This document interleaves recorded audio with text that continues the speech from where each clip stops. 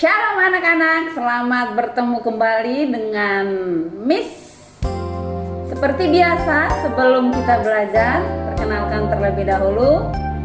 Nama Miss adalah Kristiani Yanti Kana, dan kita akan belajar pelajaran yang baru pada hari ini, yaitu pelajaran kelas 10, bab yang ketiga dari buku kelas 10, yaitu Pendidikan Agama Kristen dan Budi Pekerti, edisi revisi 2017, Kementerian Pendidikan dan Kebudayaan Republik Indonesia tahun 2017. Mari kita berdoa. Bapa di surga, terima kasih buat hari ini. Kami belajar mengikuti rencana Tuhan dalam kehidupan kami. Sebelum kami memulai pelajaran pada hari ini, Tuhan, biarlah Tuhan bekerja di dalam setiap hati kami sebagai anak-anak muda yang mau dididik dan diperlengkapi dengan kebenaran firman-Mu, menjadi penuntun dalam kehidupan kami dan menjadi terang di bagi jalan kami. Biarlah kami semasa kami muda, kami mau dituntun dan dibekali oleh firman-Mu, sehingga kami mampu menghadapi hari-hari hidup kami bersama dengan Tuhan Yesus. Terima kasih Bapa di surga, kami memulai pembelajaran hari ini di dalam nama Tuhan kami Yesus Kristus yang adalah Tuhan dan Juru Selamat kami berdoa. Haleluya. Amin. Kita akan mempelajari terlebih dahulu mengenai tujuan pembelajaran yang akan kita capai pada pembahasan hari ini. Yang pertama adalah menjelaskan alasan-alasan mengapa hidup bertanggung jawab itu penting. Yang kedua adalah mendeskripsikan beberapa contoh kehidupan yang bertanggung jawab sebagai ciri-ciri kedewasaan pribadi dan iman. Nah, kita akan masuk dalam materi kita pada hari ini yang berjudul Menjadi Manusia yang Bertanggung Jawab di dalam Masyarakat. Nah, kita akan mendasari materi kita pada hari ini dengan kebenaran firman Tuhan dari Perjanjian Lama dan Perjanjian Baru. Perjanjian Lama diambil dari Kejadian pasal 3 ayat 1 sampai 13 mengenai kejatuhan manusia dalam dosa, dan Hakim-Hakim pasal 13 sampai pasal 16 mengenai kehidupan Simson, dan Nehemia pasal 2 ayat 1 sampai 7 mengenai perjuangan Nehemia. Itu ayat dari Perjanjian Lama. Dan dari Perjanjian Baru yaitu dari Matius pasal 25 ayat 31 sampai 36 dan Lukas pasal 10 ayat 30 sampai 31. Nah, dari kelima bagian firman Tuhan ini ada satu kitab yang akan kita baca bersama, Matius 25 ayat 31 sampai 46. Demikian firman Tuhan. Penghakiman terakhir. Apabila Anak Manusia datang dalam kemuliaannya dan semua malaikat bersama-sama dengan Dia, maka Ia akan bersemayam di atas tahta kemuliaannya. Lalu semua bangsa akan dikumpulkan di hadapannya, dan Ia akan memisahkan mereka seorang daripada seorang, sama seperti gembala memisahkan domba dari kambing. Dan Ia akan menempatkan domba-domba di sebelah kanannya dan kambing-kambing di sebelah kirinya.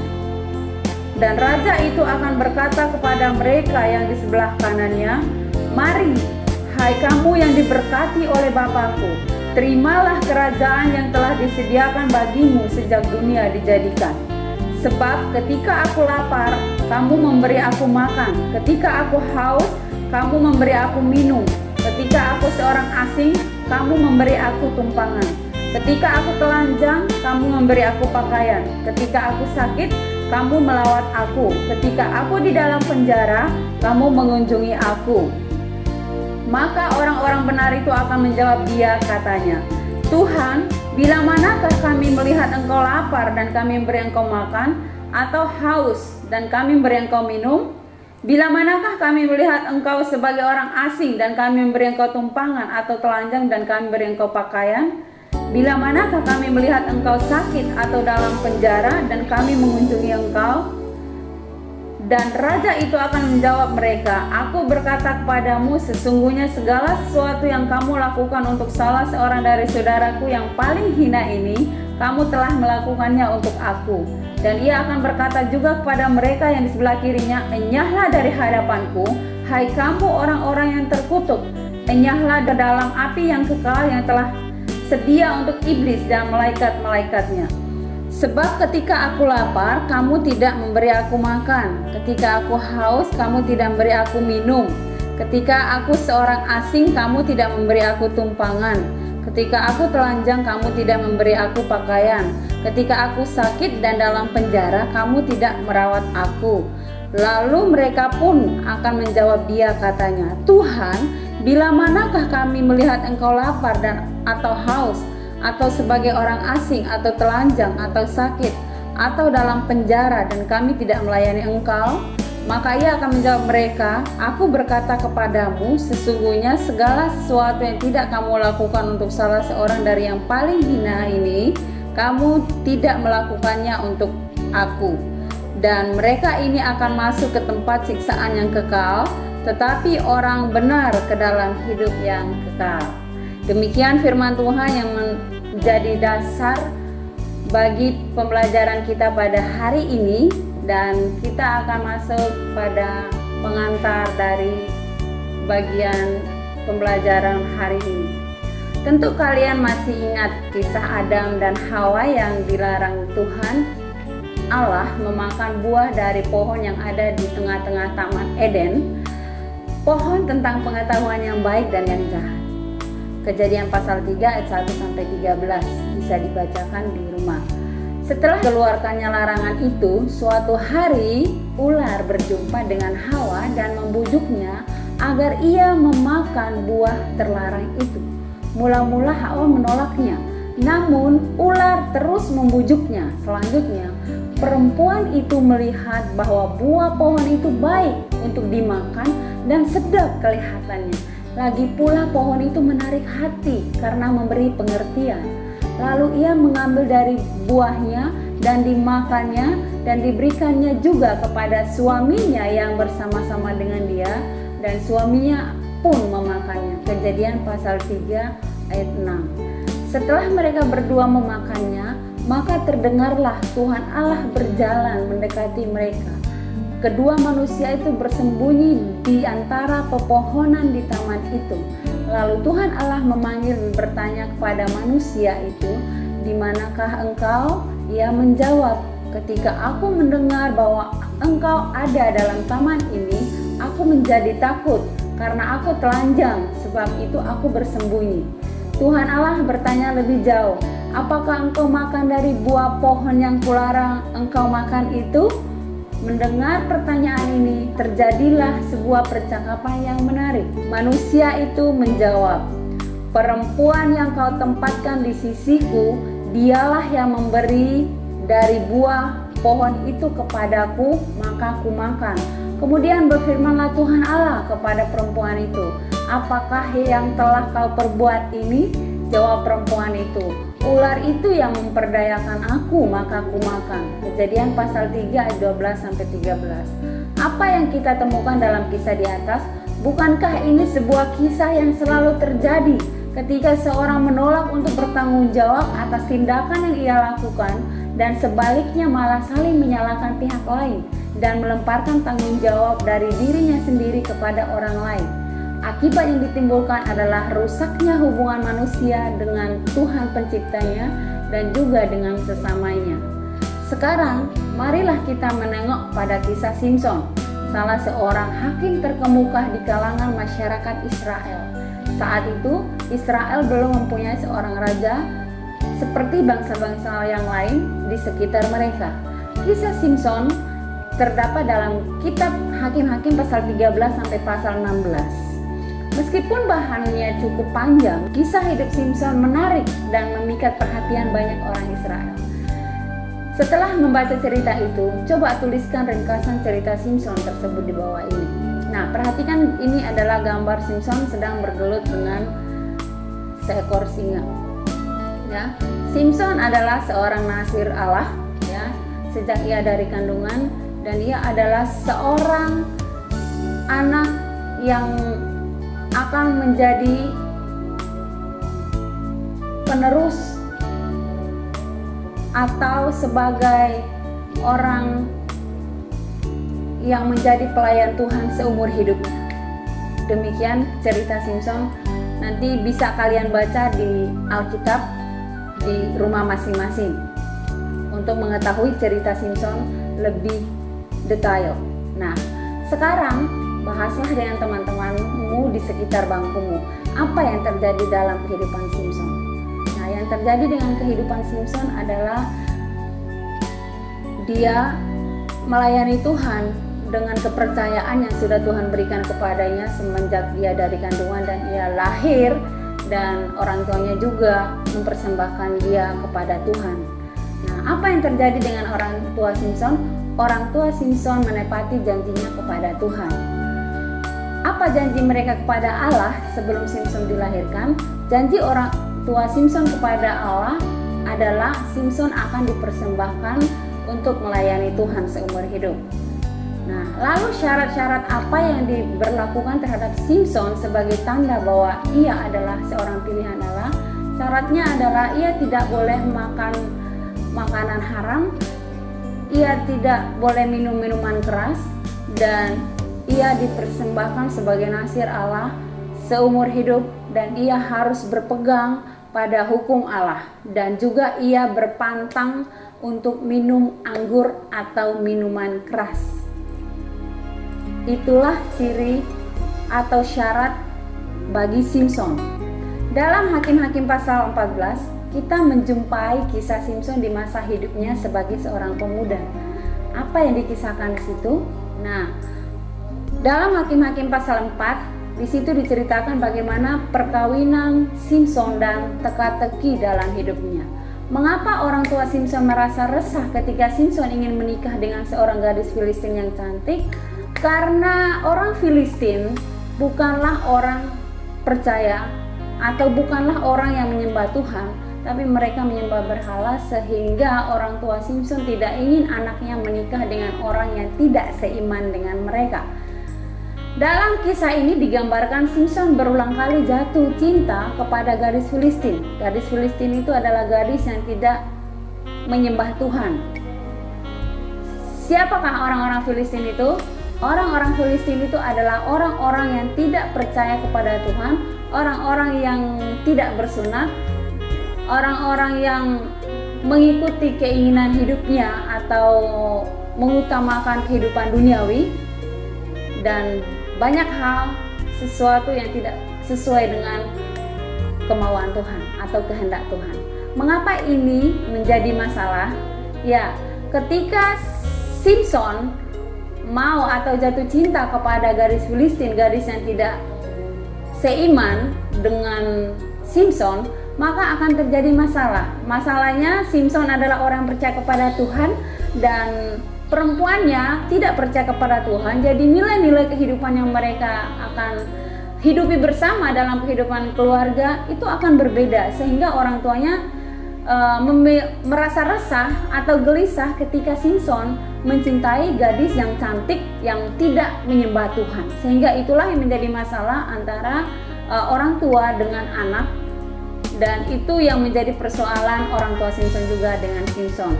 Setelah membaca semua pasal dari kisah Simpson ini, coba diskusikan dengan temanmu, apakah Simpson telah menjadi pemimpin yang baik?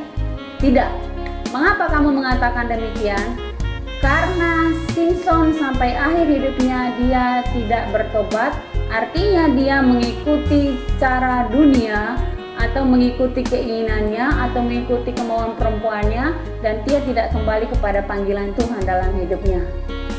Dan ketika kita bagaimana cara kamu menilai kehidupan Simpson? Ya, cara kita menilai kehidupan Simpson adalah Simpson tidak taat kepada perintah Tuhan. Nah, kita tidak boleh meniru itu, tapi marilah kita meniru perintah Tuhan dengan bertanggung jawab atas hidup kita semasa kita muda. Karena apa yang kita tabur pada masa muda akan kita tuai pada masa tua nanti. Yang kedua, bagian B, yaitu arti tanggung jawab. Tema kita dalam pelajaran ini adalah menjadi manusia yang bertanggung jawab di dalam masyarakat. Dalam kata bertanggung jawab terkandung dua kata yang penting, yaitu tanggung dan jawab. Dalam bahasa Inggris, kata tanggung jawab diterjemahkan menjadi responsibility yang dibentuk dari dua kata, yaitu response dan ability, yang masing-masing berarti jawaban dan kemampuan. Dengan kata lain, di dalam kata responsibility terkandung makna kemampuan untuk menjawab kepada orang lain atas akibat-akibat yang ditimbulkan oleh tindakan kita. Di sini kita melihat ada kesamaan makna kata responsibility dengan tanggung jawab dalam bahasa Indonesia. Keduanya sama-sama menuntut kemampuan dan kesediaan seseorang untuk menanggung akibat yang ditimbulkan oleh perbuatannya. Presiden Amerika Serikat Theodore Roosevelt pernah mengucapkan sebuah ungkapan yang berbunyi, "The buck stops here," artinya uang itu berhenti di sini. Dalam ungkapan ini terkandung pernyataan, sayalah yang bertanggung jawab. Jangan melempar-lemparkan terus masalah ini ke orang-orang lain.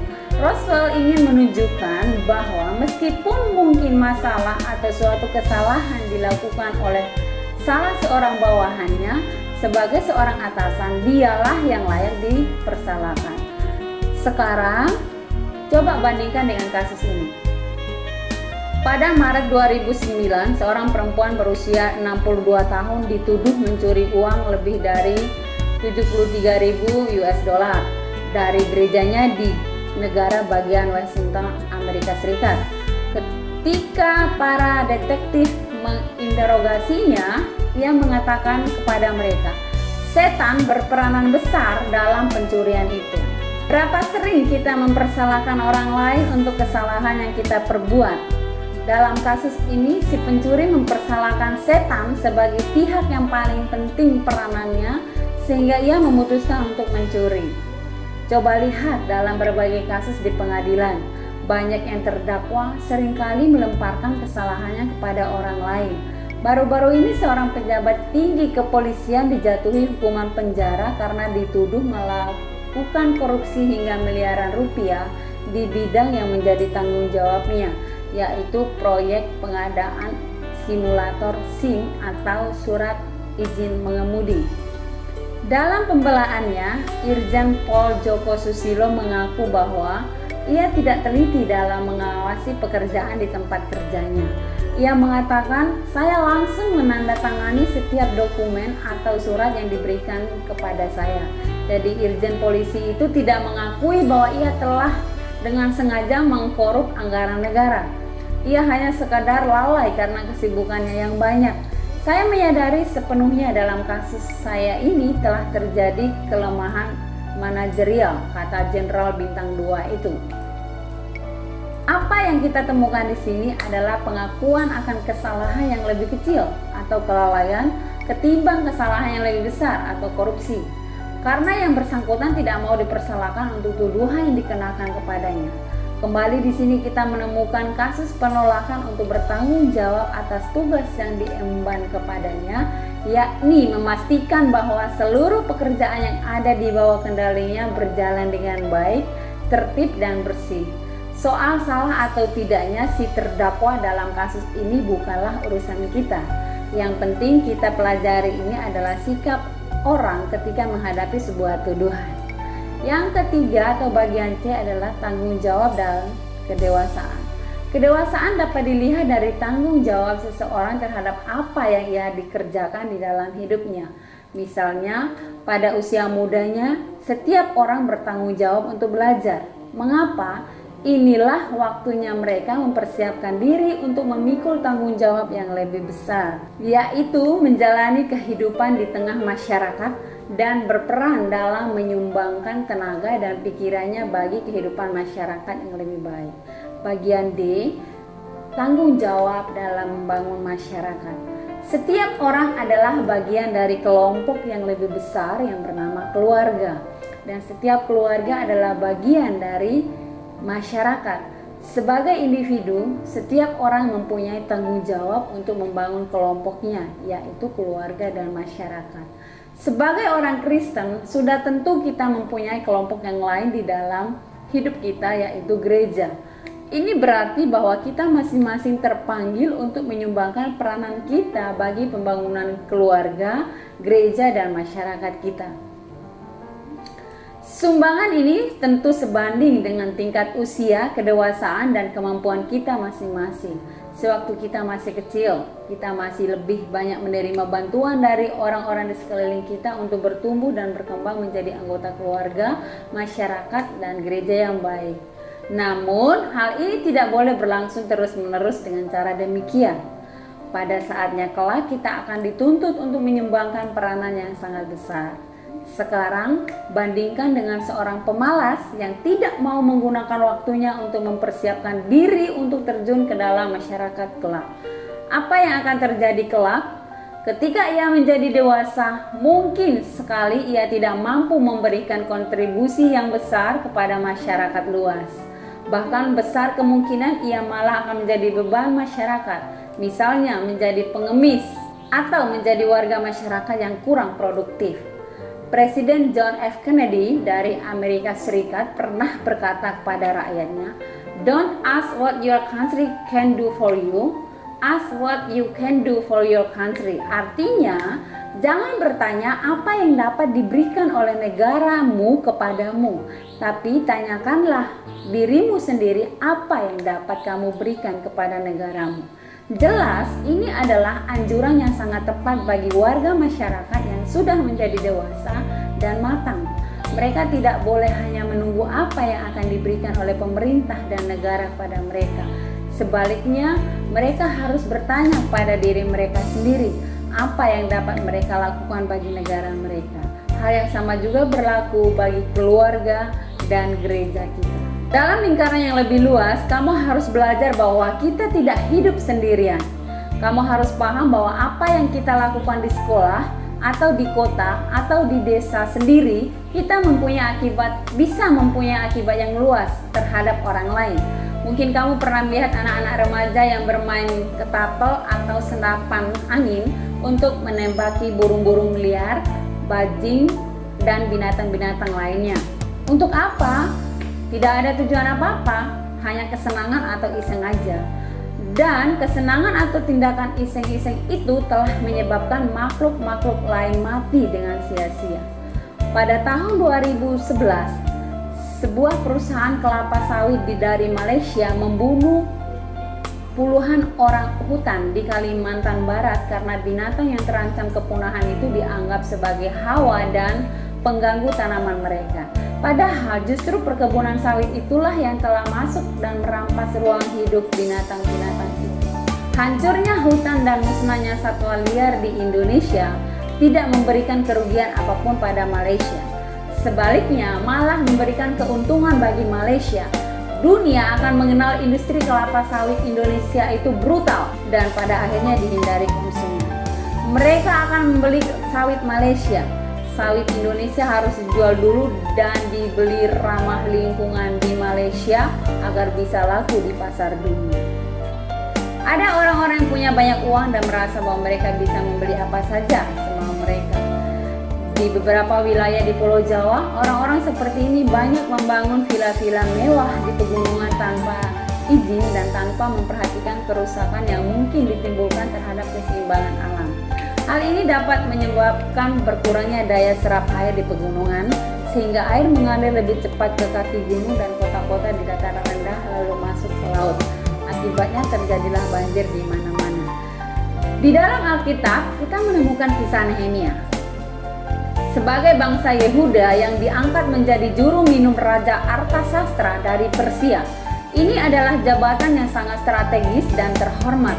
Tentu banyak orang yang sangat menginginkan agar dirinya diangkat raja untuk menduduki jabatan itu. Namun suatu hari Baginda mengamati bahwa Nehemia tampak muram mukanya. Raja bertanya, apa yang mengganggu pikirannya? Nehemia pun menceritakan kegundahan hatinya. Bagaimana mukaku tidak akan muram kalau kota tempat pekuburan nenek moyangku telah menjadi reruntuhan dan pintu-pintu gerbangnya habis dimakan api. Nehemia pasal 2 ayat 3. Mendengar jawaban itu, raja bertanya, apa yang bisa Baginda lakukan untuk menolongnya? Nehemia menjawab, jika raja menganggap baik dan berkenan kepada hambamu ini, utuslah aku ke Yehuda, ke kota pekuburan nenek moyangku, supaya aku membangunnya kembali. Apa arti jawaban Nehemia ini? Ini berarti Nehemia ingin melepaskan jabatannya di istana raja dan pergi ke Yerusalem untuk membangun kembali negeri leluhurnya. Bayangkan, sebuah jabatan yang begitu tinggi, penting dan strategis yang dimiliki Nehemia tentunya menghasilkan pendapatan yang tinggi baginya. Belum lagi berbagai kesempatan istimewa yang bisa dinikmati. Namun kini Nehemia bersedia melepaskan semua itu demi keyakinannya akan tugas dan panggilan Tuhan untuk membangun kembali tanah air. Perhatikan, ini adalah gambar Nehemia sedang membangun kembali kota Yerusalem. Ada sebuah kasus bagaimana kegelisahan anak bangsa di luar negeri. Ada banyak orang Indonesia yang belajar atau bahkan berkarya di luar negeri. Banyak di antara mereka yang menghadapi kegelisahan ketika berhadapan dengan pilihan apakah mereka akan terus tinggal di luar negeri atau kembali ke tanah air seperti Nehemia untuk mengabdikan diri bagi bangsa dan tanah air. Berikut ini adalah cuplikan sebuah tulisan yang melukiskan kegelisahan itu. Kembali mengabdi ke tanah air atau berkarya di luar negeri. Setiap mahasiswa Indonesia yang sedang belajar di luar negeri pasti ingin berkontribusi dalam pembangunan di tanah air tercinta. Namun ada berbagai tantangan dan pertimbangan yang kadang membuat mereka gamang untuk kembali. Diskusi bulanan yang diadakan PPI Stockholm beberapa waktu lalu berusaha membahas berbagai tantangan tersebut. Dari diskusi tersebut banyak tantangan mencuat, seperti ilmu yang kita dapatkan selama studi belum dapat sepenuhnya diimplementasikan di negeri kita. Tantangan lain adalah penempatan kita yang kurang sesuai dengan keahlian. Ada beberapa kisah di mana ilmu dan pos di mana kita ditempatkan jauh panggang dari api. Bagi yang sudah berkeluarga merasakan pendidikan yang bagus dan gratis di luar negeri, tentu berharap hal yang sama di negeri kita. Belum adanya perhatian yang besar dari pemerintah terhadap riset membuat beberapa ilmu berpikir ulang untuk kembali ke Indonesia. Suasana kerja yang sangat berbeda juga menjadi kendala lain. Bahkan ada situasi di mana kembalinya kita malah dianggap sebagai saingan oleh rekan-rekan di tanah air. Masih banyak lagi tantangan yang ada yang semuanya menjadi culture shock bagi mereka yang ingin pulang kampung. Lalu apa yang harus dilakukan? Pulang tanpa persiapan alias terjun bebas, atau tetap tinggal dalam berkarir di negeri orang. Kegelisahan yang diungkapkan dalam tulisan di atas tampaknya mengusik sebagian orang yang merasa ingin melaksanakan tanggung jawabnya di tanah air tercinta, namun merasa sulit mengambil keputusan untuk itu karena mereka merasa kurang diterima oleh lingkungan barunya di Indonesia kelak. Jadi, apa yang harus dilakukan untuk mengatasi hal ini? Bagian yang kelima, kita melihat tanggung jawab terhadap sesama. Sebagai bagian dari masyarakat, kita mempunyai tanggung jawab terhadap sesama.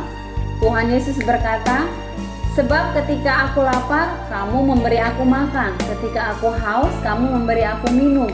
Ketika aku seorang asing, kamu memberi aku tumpangan. Ketika aku telanjang, kamu memberi aku pakaian. Ketika aku sakit, kamu melawat aku. Ketika aku di dalam penjara, kamu mengunjungi aku. Matius 25 ayat 35-36. Ini adalah sesuatu yang dituntut dari setiap orang, bukan hanya orang Kristen. Malah dari ucapan Tuhan Yesus ini tampak bahwa sekadar percaya kepada Tuhan itu tidak cukup. Apalagi bila kita tidak melakukan semua tindakan kepedulian terhadap orang lain. Jadi, kita wajib mengasihi, melayani, menolong orang-orang yang menderita. Apapun juga suku, agama, kelas sosial, statusnya di masyarakat dan lain-lain. Sebab Kristus juga hadir di dalam mereka. Tanggung jawab itu juga diperlihatkan oleh Yesus dalam perumpamaannya tentang orang Samaria yang murah hati dalam Lukas pasal 10 ayat 30 sampai 37. Dalam kisah ini digambarkan bahwa imam dan si orang Lewi tidak memperlihatkan kepedulian mereka terhadap penderitaan sesama mereka. Namun inilah yang menarik dari perumpamaan ini. Yesus justru menunjukkan bahwa si orang Samaria yang biasa diejek dan dihina oleh orang Yahudi mampu memperlihatkan kepeduliannya kepada si korban yang sudah setengah mati dipukuli oleh para penyamun. Tanggung jawab terhadap orang lain ini juga semakin disadari bahkan di tingkat internasional. Di masa lalu, berdasarkan perjanjian perdamaian Westphalia yang ditandatangani pada tahun 1648, negara-negara di dunia mengakui adanya hak untuk menentukan nasib sendiri yang dimiliki oleh setiap negara. Pemahaman yang tadinya kedengaran bagus, belakangan mulai disadari kekurangannya ketika sebuah negara menginjak-injak hak asasi rakyatnya sendiri. Apakah negara-negara lain berhak ikut campur dalam memprotes kebijakan negara itu?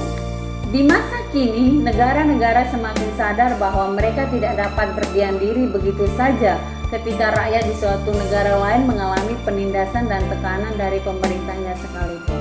Profesor Saban Kardas, pakar politik dari Tom University of Economic and Engineering di Turki mengatakan, di masa pasca Perang Dingin, muncullah suatu pemahaman bersama bahwa mempertahankan otonomi tidaklah boleh dilihat sebagai tujuan itu sendiri di dalam batas-batas negara yang berdaulat. Kofi Annan merefleksikan pemahaman yang baru ini dengan menyatakan bahwa kedaulatan negara dalam pemahamannya yang paling mendasar sedang didefinisikan kembali, tidak kurang oleh kekuatan globalisasi dan kerjasama internasional.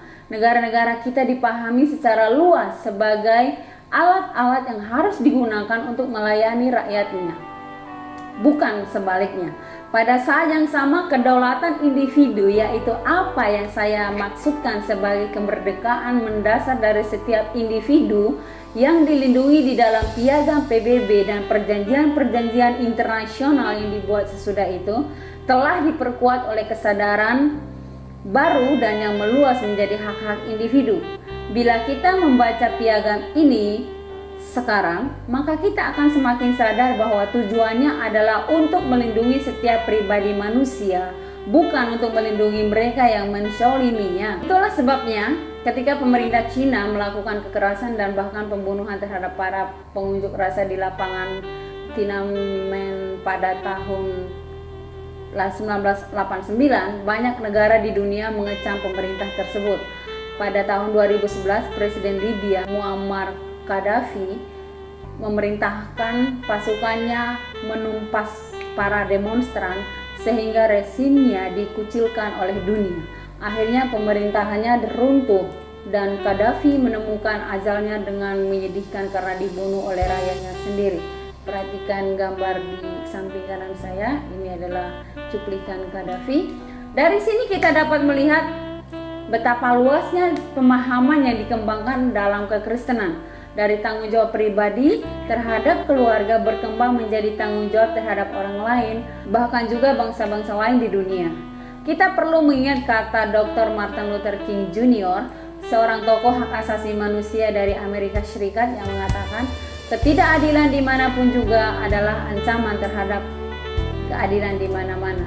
Seperti contoh gambar di samping ini, banjir darah dibikin ketika tentara Tiongkok berusaha memberhentikan demonstrasi di lapangan Tiananmen. Nah, sampailah pada saatnya kita akan mendiskusikan beberapa pertanyaan yang ada setelah kita mempelajari pelajaran hari ini, yaitu diskusikanlah pertanyaan-pertanyaan di bawah ini dengan teman-temanmu. Yang pertama, apa yang menyebabkan Adam dan Hawa saling melepaskan tanggung jawab mereka setelah Tuhan Allah mengetahui bahwa mereka telah melanggar perintah Allah? Ya, yang menyebabkan Adam dan Hawa saling melepaskan tanggung jawab mereka setelah Tuhan Allah mengetahui bahwa mereka telah melanggar perintah Tuhan adalah karena mereka dua-duanya memiliki sikap hati yang tidak taat kepada Allah, dan Adam dan Hawa memberontak kepada Tuhan sehingga mereka tidak lagi hidup dalam kehendak Allah, tapi hidup dengan keinginannya sendiri. Dengan kata lain, kedua-duanya memiliki ego dan sikap mau menang sendiri dan tidak mau saling memaafkan. Ini adalah penyebab kenapa Adam dan Hawa saling melepaskan tanggung jawab. Yang kedua, andai kata kamu menjadi Simson di masa kini, apakah ceritamu akan berbeda dengan Simson? Ya, kalau tidak mengapa, kalau ya kenapa? Ada dua hal atau kita memiliki dua jawaban dari pertanyaan nomor 2 ini. Kalau saya jawab iya, seperti ceritanya Simson, Simson adalah seorang nasir Tuhan, namun ia tidak hidup di dalam ketetapan Allah, tapi hidup mengikuti keinginannya. Itu bisa hal yang pertama. Dan hal yang kedua adalah kita hidup menuruti atau berpegang pada kehendak Tuhan semenjak Tuhan memanggil kita sampai Tuhan memanggil kita kembali atau mengakhiri hidup di bumi, tetap berpegang teguh pada janji Tuhan. Yang ketiga, yaitu apa kaitan antara kata-kata Presiden John F. Kennedy dengan apa yang dilakukan oleh Nehemia? Kaitan kata-kata Presiden John F. Kennedy dengan yang dilakukan oleh Nehemia adalah kedua-duanya sama-sama mengindikasikan bahwa sebagai orang percaya atau sebagai seorang pemimpin, kita harus melakukan pengorbanan kepada rakyat atau melayani, bukan dilayani. Soal yang keempat, kalau kamu menjadi Nehemia, menikmati jawaban yang tinggi di negeri asing, maukah kamu melepaskannya demi membangun masyarakat kamu atau gereja kamu di tanah air?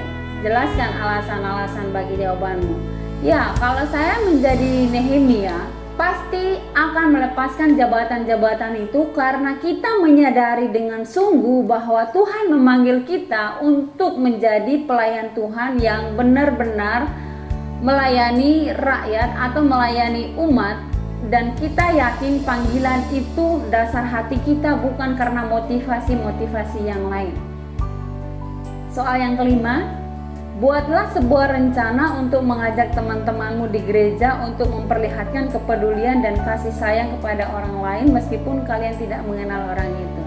Ya, seperti kita akan membuat sebuah rencana kunjungan ke panti asuhan, di mana kita ke sana itu untuk berbagi dengan mereka, berbagi pakaian, berbagi makanan, dan juga berbagi kehidupan rohani dengan mereka, bernyanyi, berdoa bersama dengan mereka. Itu salah satu contoh, dan bisa contoh-contoh yang lain kalian bisa diskusikan dengan orang tua atau teman-teman kalian melalui media massa.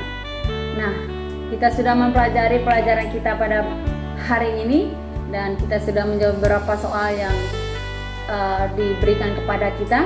Tibalah pada saatnya kita akan merangkum materi kita pada hari ini, yaitu dalam bahan ini kita telah belajar apa artinya menjadi dewasa dan hidup bertanggung jawab di tengah masyarakat.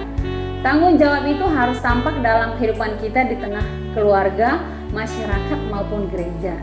Kita juga melihat bahwa ternyata kita pun harus peduli dan ikut bertanggung jawab untuk menyuarakan teguran terhadap bangsa dan negara lain, sekalipun apabila kita melihat bahwa rakyat atau segolongan rakyat di negara itu diperlakukan dengan tidak adil dan ditindas dengan sewenang-wenang. Berakhirlah sudah pembelajaran kita pada hari ini.